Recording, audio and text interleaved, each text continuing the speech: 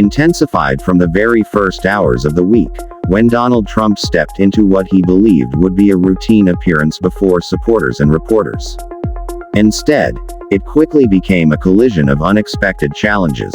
Simon Marks highlighted how the former president walked into a media environment far more aggressive than he had anticipated. Reporters launched a barrage of pointed questions, not just about policy, but about his legal battles, internal campaign tensions, and rumors of donor frustrations. Trump, who typically relishes confrontations with the press, appeared unusually unsettled. His responses grew curt, occasionally drifting into uncharacteristic pauses. Simon Marks noted that this shift was noticed immediately by journalists in the room, who sensed vulnerability and pressed even harder. What should have been a straightforward moment turned into a spectacle of defensive soundbites and abrupt pivots. Behind the scenes, the strain was even more pronounced.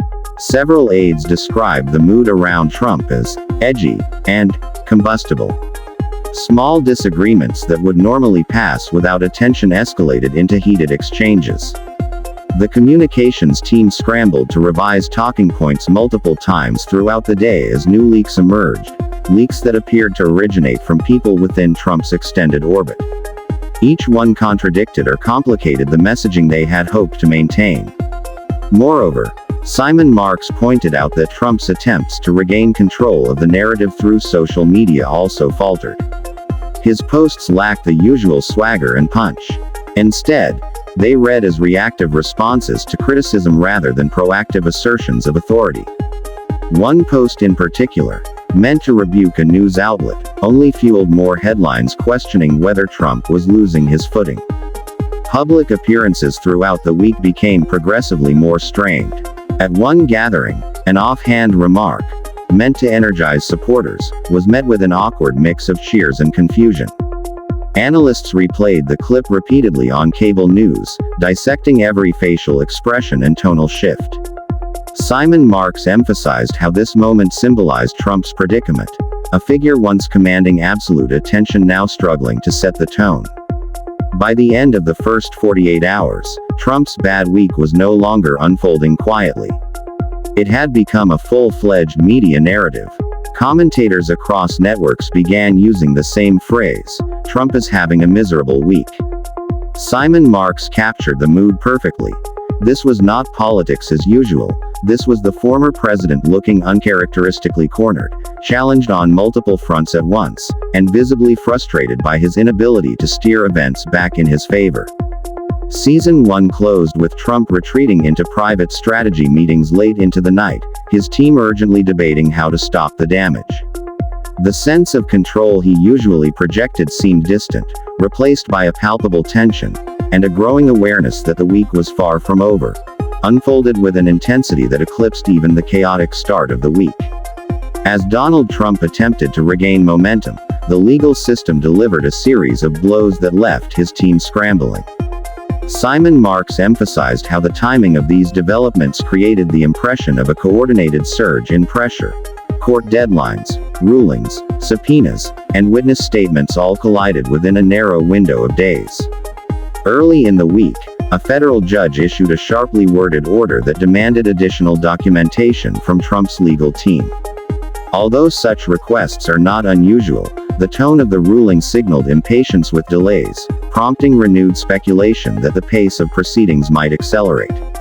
Trump's lawyers rushed to respond, but even their filings became news stories, picked apart line by legal analysts on television. Then came the surprise.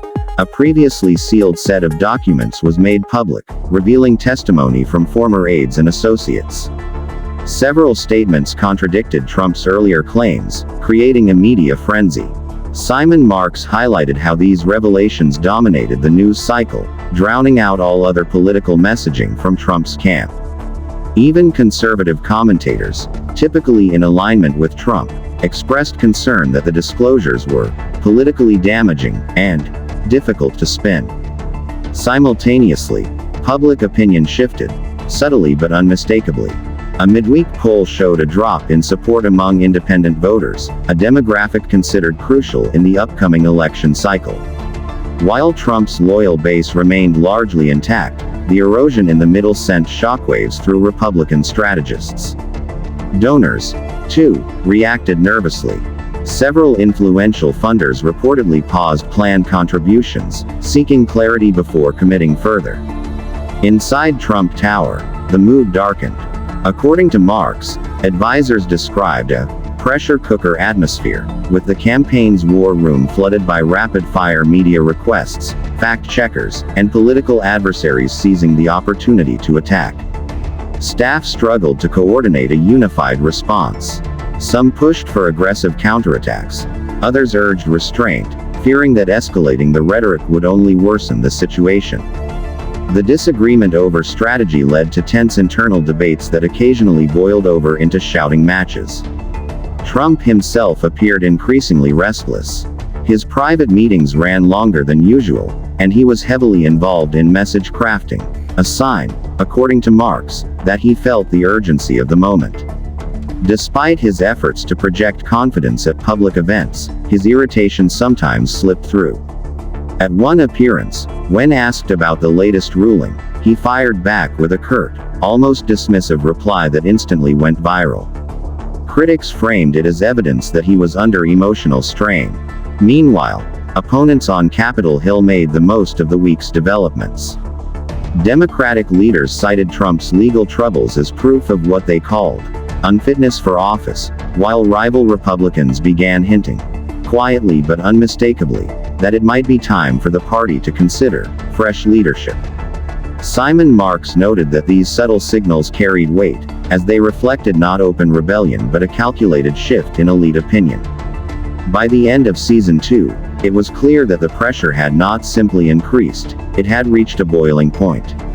Trump's campaign faced multiple crises simultaneously: legal setbacks, wavering donors, negative polls, relentless media scrutiny, and doubts emerging from within his own political family. The sense of control slipping away was unmistakable, and the week was far from over. The moment when Trump's bad week stopped being just his problem and became a full-blown political storm spreading across Washington and beyond. The ripple effects were immediate. What began as a sequence of setbacks evolved into a broader crisis of confidence that struck at the heart of Trump's political machinery. According to Simon Marks, lawmakers, donors, foreign governments, and even Trump's longtime loyalists were suddenly recalibrating their expectations, and none of it favored Trump. The first tremor came from within the Republican Party itself. A handful of senior GOP strategists quietly told reporters that they were reevaluating Trump's long-term viability. These were not fringe figures but seasoned operatives who had stood by him through turmoil in the past. Their shift signaled something deeper, a fear that the week's explosive news could have lasting damage. Governors, senators, and prominent conservative influencers began testing alternative talking points, gently distancing themselves without provoking Trump directly. Marks noted that these subtle moves reflected a party instinctively preparing for a potential post-Trump reality. Then came the meetings. Behind closed doors, several major Republican donors held emergency discussions with rising GOP figures. The message was indirect but unmistakable: we need stability, and we're not seeing it right now. These conversations, usually held in utmost secrecy, leaked within 48 hours. Political insiders described the donor class as startled and uneasy, worried that backing Trump might be turning into a long-term liability. Democrats immediately seized the opportunity. On the House floor, Democratic leaders linked Trump's legal setbacks to their legislative agenda, arguing that the chaos surrounding him underscored the need for responsible governance. They rallied their caucus around several stalled bills, framing them as antidotes to Trump's turmoil. The media narrative amplified it. While Trump fought battles on multiple fronts, his opponents used the distraction to push their priorities with renewed force. In the international arena, foreign capitals watched the drama with interest. Simon Marks pointed out that European news outlets described the week as Trump's deepest moment of political vulnerability in years. Analysts in Asia speculated openly about whether U.S. foreign policy could shift again if Trump's influence waned. Longtime adversaries interpreted the chaos as a sign of weakening political strength, while allies quietly expressed concern about unpredictability heading into the next election cycle. Trump's struggles were no longer confined to domestic headlines, they were reshaping global conversations. Even Trump's most loyal supporters felt the tremors. Conservative talk shows, typically synchronized with Trump's messaging, sounded disjointed. Some hosts defended him passionately, others cautiously suggested that the campaign needed a reset. This inconsistency created confusion among viewers accustomed to unified pro-Trump narratives. Social media, usually Trump's strongest weapon, also showed cracks. Comment threads once dominated by unwavering support now included meaningful pockets of doubt, frustration, and worry about the campaign's direction. Meanwhile, inside Trump's inner circle, frustration mounted.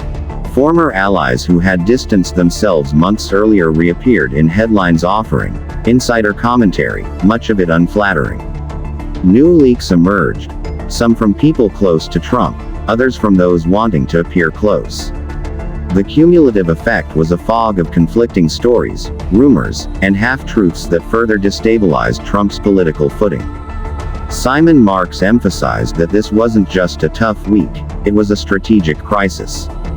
Trump's brand had always relied on projecting strength, inevitability, and control.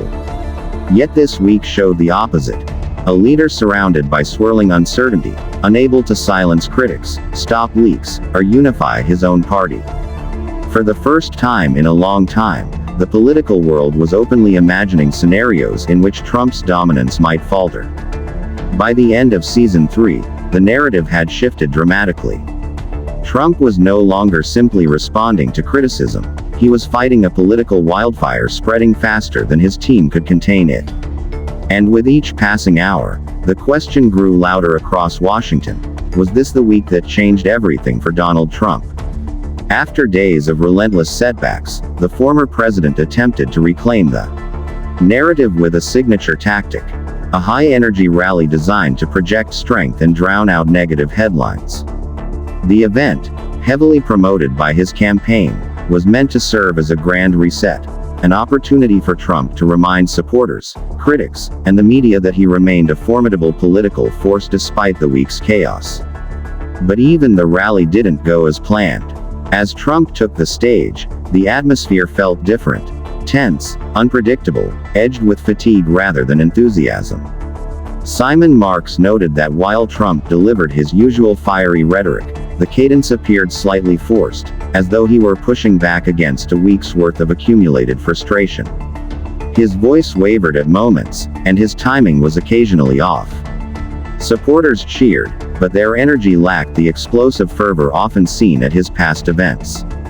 Midway through Trump's speech, a group of protesters broke through the security perimeter and attempted to disrupt the rally. Their chants echoed loudly through the arena, prompting security to intervene.